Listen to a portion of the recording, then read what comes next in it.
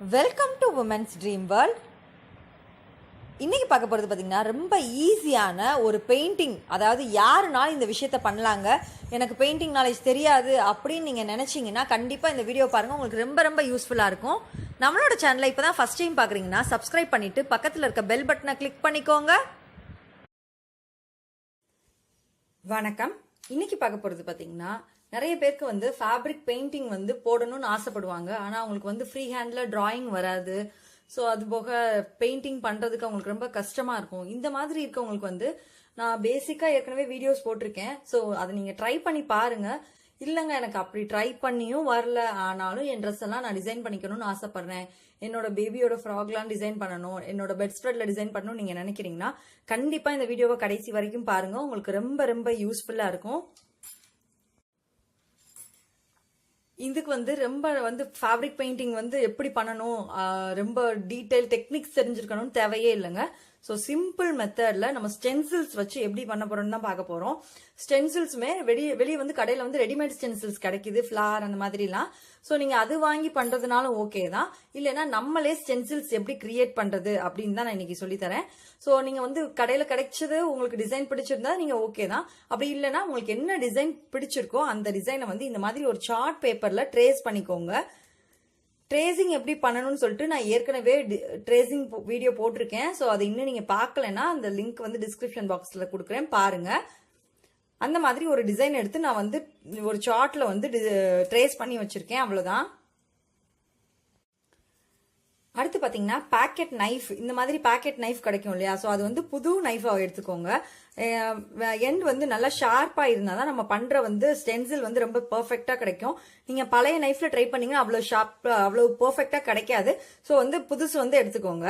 Design எப்படி எடுக்கிறது பாத்தீங்கன்னா கண்டினியூவா இருக்க மாதிரி எடுத்துக்கோங்க. அதாவது ஒரு டிசைன் இங்க இருக்குன்னா அடுத்து இன்னொரு டிசைன், அந்த மாதிரி தனித்தனியா இல்லாம எல்லாமே மிங்கிள் ஆகி டச் பண்ணி ஒவ்வொன்றும் டிசைனை டச் பண்ணி இருக்க மாதிரி எடுத்தீங்கன்னா தான் நம்ம பண்ற ஸ்டென்சில் ரொம்ப உடஞ்சு விழுகாம இருக்கும். ஸோ நான் எப்படின்னு சொல்லிட்டு காமிக்கிறேன் பாருங்க. இப்ப நான் எந்த இடத்துல கட் பண்றேன்னு பாருங்க. இப்ப இந்த லீஃப் டிசைனை நான் கட் பண்ணி காமிக்கிறேன். சென்டர்ல நான் ஒரு 2 லைன் போட்டிருக்கேன் இல்லையா? ஸோ அந்த 2 லைன்ல ஒரு லைனை இந்த மாதிரி கட் பண்றேன். சென்டர்ல பேப்பர் இருக்கும். இந்த சைட்ஸ்ல 2 சைட்ஸ்ல இருக்க லீஃப்ல நம்ம இருக்க பேப்பர்ஸை நம்ம கட் பண்ணி எடுக்க போறோம். அப்ப சென்டர்ல ஹோலா இருக்கும் இல்லையா? சோ அந்த இடத்துல நம்ம கலர் பண்றப்ப உங்களுக்கு டிராயிங் நாலேஜ் தெரிஞ்சிருக்கணும்னே அவசியம் இல்லைங்க. சோ இந்த மாதிரி ஸ்டென்சில் மெத்தட்ல பண்றப்ப ரொம்ப ரொம்ப ஈஸியாவும் இருக்கும். ரொம்ப கேர்ஃபுல்லா பண்ணணும், இல்லைன்னா நைஃப் கையில ஏறிடுங்க. சோ ரொம்ப கேர்ஃபுல்லா பண்ணுங்க.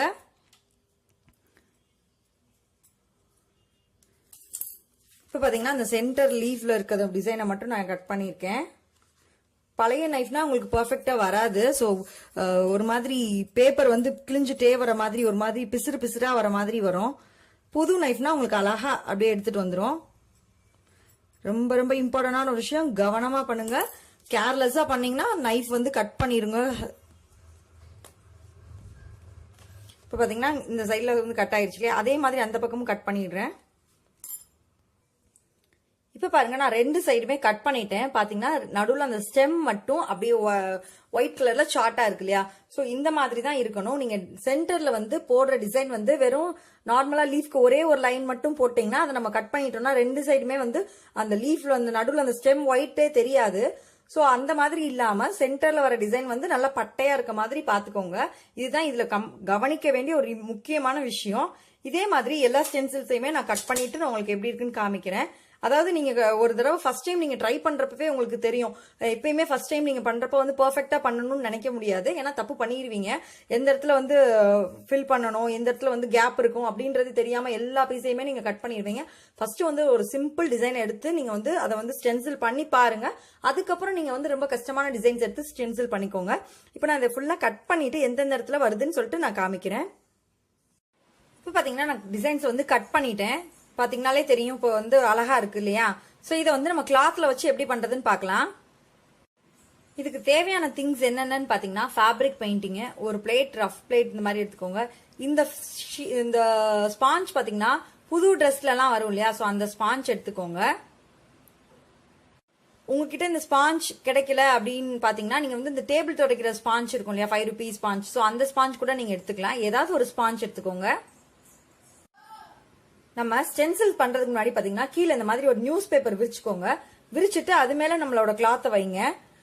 நியூஸ் பேப்பர் விரிக்காம கிளாத்தை வைக்காதீங்க, அப்புறம் கீழே எல்லாம் ஒட்டிக்கும். ஸோ அதனாலதான் சொல்றேன், கிளாத்தை நல்லா வந்து ஈக்குவலா விரிச்சுக்கோங்க.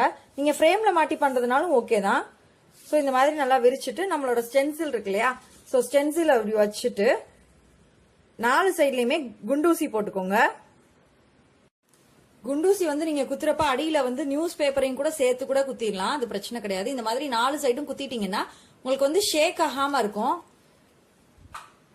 ஸ்பாஞ்ச் வந்து இந்த மாதிரி சின்ன சின்ன ஷேப்பா கட் பண்ணிக்கோங்க. கட் பண்ணிட்டு அதை வந்து இந்த மாதிரி மடக்கிக்கோங்க. மடக்கிட்டீங்கன்னா நல்லா வந்து ஸ்டஃப் கிடைச்ச மாதிரி இருக்கும் இல்லையா. ஸோ இந்த மாதிரி மடக்கிட்டு பண்ணீங்கன்னா உங்களுக்கு வந்து நல்லா டேப் பண்றப்ப ஈஸியா இருக்கும். நான் வந்து இன்னைக்கு வந்து ஃபர்ஸ்ட் வந்து இந்த டிசைனுக்கு சென்டர்ல இந்த ஷேப் இருக்கு இல்லையா, ஸோ இந்த ஷேப்க்கு வந்து நான் ப்ளூ கலர் எடுத்திருக்கேன். ப்ளூ கலர் வந்து லைட்டா தொடுங்க. நல்லா தொட்டதுக்கு அப்புறம் என்ன பண்ணுங்க, இந்த நம்ம பிளேட் இருக்கு இல்லையா, ஒரு ரஃப் பிளேட்ல வந்து இந்த மாதிரி நல்லா இப்படி டேப் பண்ணுங்க. இப்படி பண்றப்ப பாத்தீங்கன்னா அது நல்லா வந்து லோட் ஆகும். ஸோ வந்து நம்ம வந்து இந்த மாதிரி லோட் பண்ணிட்டு தான் பண்ணணும், டைரக்டா எடுத்து பண்ணக்கூடாது. ஸோ மெதுவா அந்த இடத்துல எல்லாம் வந்து மெதுவா படுற மாதிரி, வெளியே படாத மாதிரி, அந்த டிசைனுக்குள்ள மட்டும் படுற மாதிரி வச்சு அப்படியே மெதுவா டேப் பண்ணுங்க.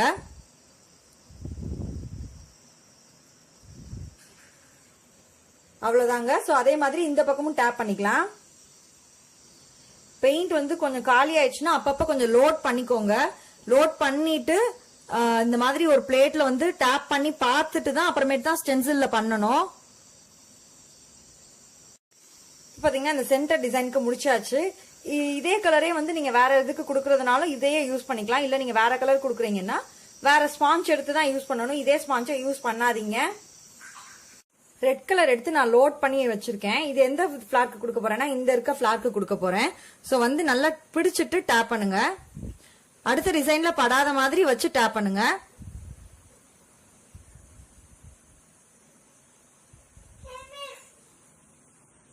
இப்ப பாத்தீங்கன்னா நான் 2 சைட்ல இருக்க ஃபிளாஸ்க்குமே நான் கொடுத்துட்டேன். இப்ப இதுக்கு பக்கத்துல எல்லோ கலர் கொடுக்க போறேன், அதையும் லோட் பண்ணிட்டேன். இன்னொரு முக்கியமான விஷயம் என்னன்னா, இது காஞ்சதுக்கு அப்புறம் தான், நல்லா காஞ்சதுக்கு அப்புறம் தான் பக்கத்துல இருக்க கலர்ஸ் கொடுக்கணும். நல்லா காஞ்சவனே கொடுங்க, அப்பதான் வந்து 2 கலர்ஸ் வந்து மிக்ஸ் ஆகாது.